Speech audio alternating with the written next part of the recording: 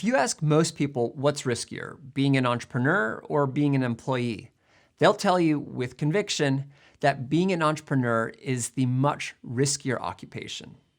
They might even back it up with the classic statistic that 90% of startups fail. Okay, I'll admit it, that sounds pretty bad. But there's so much more to starting a business that's concealed by sweeping statistics like that one.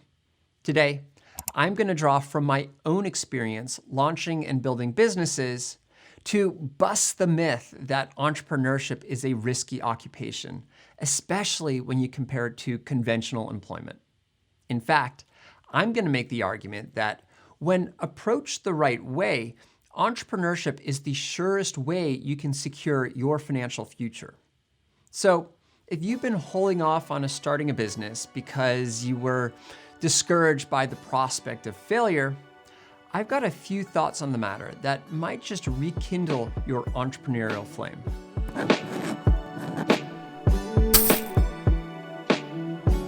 Welcome to Stake Your Wealth, where we tackle all things related to personal finance, financial independence, and smart investments. If building wealth is a priority for you, be sure to click that subscribe button and join our crew at stakeyourwealth.com. First off, let's address this pesky 90% failure rate situation. This statistic applies to all businesses, ranging from your high-flying venture capital or VC-funded Uber competitors to your quaint little neighborhood pizza joint. And as it happens, both of these examples are a major driver of that 90% failure rate. Take VC-funded companies. These companies fail all the time. In fact, chronic failure is built into the VC business model. If you ask any successful VC, they'll tell you to expect 9 out of 10 companies they fund to go bankrupt. The way VCs make money is by placing bets on hundreds of startups with the expectation that only a couple of them will succeed. And the profits from those few huge winners will cover the losses from all the failures.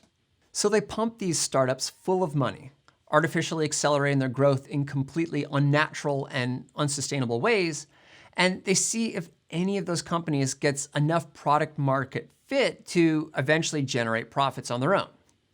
Given this reckless growth at all costs VC model, it shouldn't be a surprise that most VC companies fail. And they often fail spectacularly, making headlines like, "Startup goes bankrupt after burning through $500 million of VC funding in 3 months." We see these headlines and in our heads we say, yes, yet another example of how entrepreneurship is risky. On the other side of the startup land, you have your brick and mortar retail shops. Think your corner grocery store, pizza place, or pawn shop. These kinds of companies don't make national headlines, but they do make up the bulk of the businesses that fail every year. These businesses have a very different challenge than the VC-funded startups. They have high operating costs in the form of expensive Main Street leases, on-site employees, and complex physical inventory management. Meanwhile, they have to contend with unpredictable foot traffic, bad weather, and all the fierce competition from the stores across the street. This combination of high operating costs and competitive pricing results in razor-thin profit margins, which means these businesses have very little safety buffer when business is slow. All it takes is a month or two of diminished demand to push these businesses into bankruptcy. So, between the flashy Silicon Valley failures and the high volumes of small brick-and-mortar operations shutting down every year, it's not surprising that we get the impression that starting a business is risky. But guess what? It doesn't have to be that way. You don't need VC funding to start a business. And you sure as heck don't need employees or expensive office space to kick things off. All you need is a computer and some spare time. Let's talk about how you can start a business without VC funding or maxing out your credit cards. It's what I like to call low-risk entrepreneurship. When it comes to low-risk entrepreneurship, your first task is to minimize your overhead. The surest way to do this is to build your business online. That's because when you build an online business, your costs decrease dramatically. With services like Squarespace, WordPress, and Shopify, instead of paying for an expensive physical shopfront, you can stand up a digital shopfront in a matter of minutes for less money than you spend on coffee in a week. In terms of a product, if you're selling your skills, you don't need any inventory at all. You just need a website and a well-written pitch on how you're qualified to solve other people's problems. If you prefer selling physical goods, you can leverage the might of Amazon to handle literally every step of your supply chain, meaning no expensive warehouses or complex delivery logistics. But the lowest risk business of all are the ones with zero marginal costs, meaning your costs stay fixed no matter how much product you sell. Common examples of this are software apps, think Slack and Instagram, and digital content like blogs, podcasts, or YouTube channels. These types of businesses can distribute their products to an infinite number of people on the internet with a negligible change to their operating costs. That's the case with this content company, Stake Your Wealth.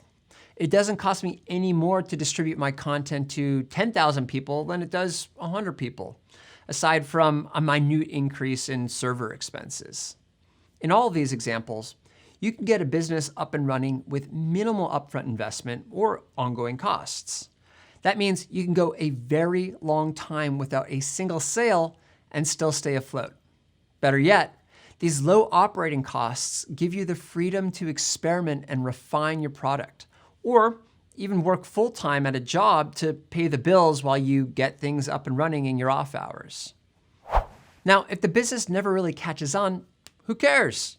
You didn't spend much money in the first place. And as a huge bonus, you learned a whole set of new skills related to starting businesses that you can apply to your next venture when you get to it. And if the business does pick up steam, congratulations. You've laid a powerful foundation for your financial independence. This is a source of income that no one can take away from you. There's no boss who can fire you, and there's no HR policies that prevent you from earning exactly as much as you deserve. As long as you manage your finances responsibly by investing your proceeds in the growth of the company and keeping your overhead low, you'll never need to worry about money again. And you did all of this from the comfort of your home office with little more than the spare change in your pocket. So tell me again how entrepreneurship is risky. Because as far as I can tell, if you follow the approach I just outlined, it's about the lowest risk way to ensure your financial freedom that ever did exist. So if you've had any lingering doubts about starting a business, I hope this discussion has put your fears to rest. Go out and make it happen. Now that I've shared my thoughts on low-risk entrepreneurship, I'd love to hear your thoughts.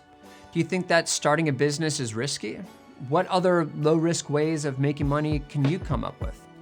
Share that with me and the other wealth stakers in the comments below.